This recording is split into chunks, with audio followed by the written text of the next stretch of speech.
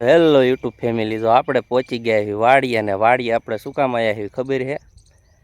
આપણે વાડી આવ્યા છીએ આંટો મારવા. કે 2-3 દીથી વાડીએ નહોતા આવ્યા, તો એમ થયું કે વાડીએ આવી આંટો મારવા. અને જો આ છે આપણી વાડી, જોઈ લો છે ને, 1 નંબર વાડી. તો આપણે જો આ 4-5 વીઘા છે અને શેણા કર્યા છે. શેણા તમને કેવા લાગે? જો આવડા શેણા થઈ ગયા છે. ને જો બધે ઝીણો ઝીણો ફાલ પણ આવી ગયો છે.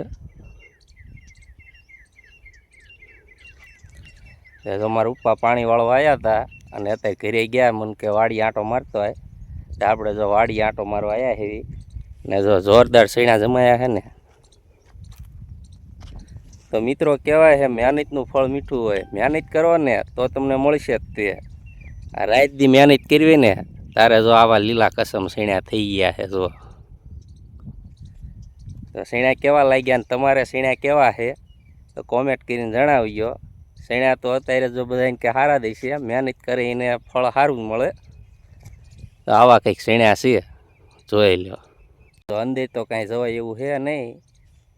જો જે હમણાં જ પાણી વાળું બધે લીલું છે.